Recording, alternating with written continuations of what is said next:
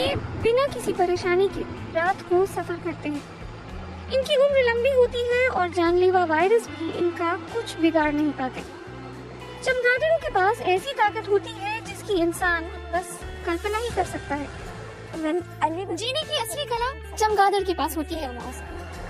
हर हालत में जी सकने की ये कला क्या है, ये लंबे समय से वैज्ञानिकों की खोज का विषय रहा है। अब वो इस रहस्य को खोलने के एक कदम करीब पहुंच चुके हैं। चमगादड़ों की ताकत उनकी जीन में होती है। हमें चमगादड़ों के जीनोम की तुलना कर नई जानकारियाँ मिली कि वे ऐसे वायरसों का सामना कैसे करते हैं जो दूसरे जीवों के लिए जानलेवा होते हैं। ये इंसानों में बूढ़ा होने की गति को धीमा करने और बीमारियों का असर कम करने में मददगार हो सकती है। वैसे चमगादड़ों की छवि इतनी अच्छी नहीं है। कोरोना महामारी के आने से पहले से ही उन्हें खतरनाक वायरसों का वाहक माना जाता रहा है। तो क्या इस छोटे पक्षी से इंसान का डर उचित है? जर्मनी के हेसे प्रांत के क्लेबाक में आज ये डर तो कतई नहीं दिख रहा। लोग निश्चिंत हैं। पर्यावरण संगठन नाबू के एक एक्सकर्शन की तैयारी हो रही है, जिसके दौरान लोगों को चमगादड़ों को नजदीक से देखने का मौका मिलेगा। पास में ही बहुत सारे चमगादड़ों का वास है। ये मुझे मजेदार लगते हैं। आमतौर पर आप उन्हें नहीं देखते, सिर्फ रात में वे उड़ते दिखते हैं। ये ऐसे पक्षी हैं जो मिथक रहस्यमय सिर्फ रात को बाहर निकलते हैं। ये उन्हें रोमांचक बनाता है।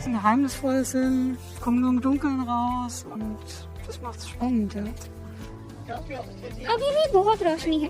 चमगादड़ों को देखने के लिए अंधेरे का इंतजार करना होगा। इस समय का इस्तेमाल नाबू की पेट्रा गार्ड्स चमगादड़ों के बारे में लोगों की गलत धारणाओं को दूर करने के लिए करती है। पेट्रा पर्यावरण संगठन में चमगादड़ संरक्षण प्रभारी है और लोगों में अक्सर बहुत डर देखती है। सचमुच ऐसा होता है। अक्सर लोगों को लगता है कि अगर चमगादड़ उनके करीब से होकर बस उड़ भी जाए तो ये रेबीज से संक्रमित होने के लिए काफी है। ये कतई सच नहीं है। रेबीज सिर्फ तभी होता है जब कोई जानवर इंसान को काट ले। कुछ लोगों का मानना है कि जब चमगादड़ उड़ते हैं तो उनका सलाइवा नीचे गिरता है और जब वे शाम में गार्डन में बैठे होते हैं तो ये सलाइवा उनके ग्लास में गिर सकता है और वे रेबीज से संक्रमित हो सकते हैं। तो क्या ये डर उचित है? आखिरकार क्यों? चमगादड़ ऐसे वायरसों को अच्छी तरह बर्दाश्त कर जाता है जिनसे इंसान कांपता है। सैक्सनी की राजधानी ड्रेसडन के मार्क्स प्लांक इंस्टीट्यूट में मिशेल हिलर ने अंतर्राष्ट्रीय शोध टीमों के साथ 6 चमगादड़ों की जेनेटिक संरचना का लगभग पूरी तरह पता कर लिया है। उन्होंने जीन में बदलाव देखे हैं। हमने जीनोम में उन जीनों का पता किया है जो चमगादड़ों के विकास के दौर में नए शामिल हुए हैं और हमने ऐसे जीन पाए हैं जिनमें एंटीवायरल क्षमता है और वे कोशिकाओं में वायरस को फैलने से रोकते हैं। इतना ही नहीं, वैज्ञानिकों ने ये भी पाया कि शरीर में इन्फ्लेमेशन पैदा करने वाले जीन पूरी तरह से खत्म हो गए।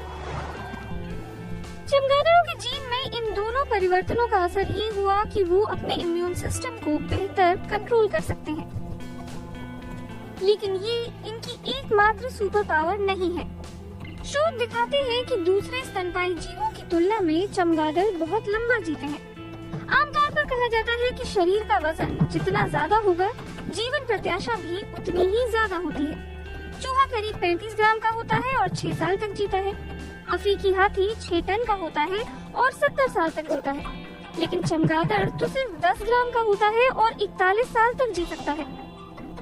ये एक बेहद ऊंची जीवन दर है।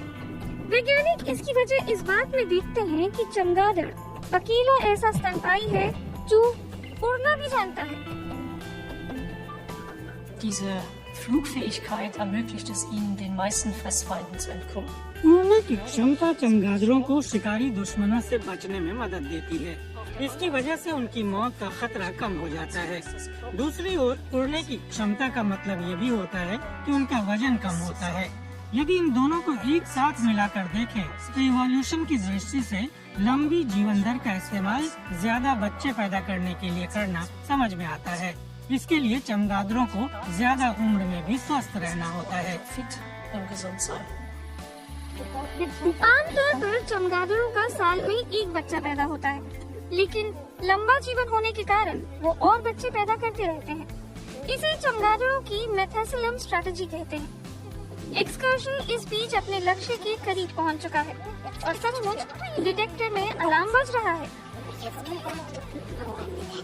रोमांच और डर दोनों माहौल में घुल मिल गए हैं, क्योंकि जर्मनी में सिर्फ चमगादड़ ही है जो रेबीज का संक्रमण कर सकते हैं, लेकिन संक्रमण का खतरा है कितना?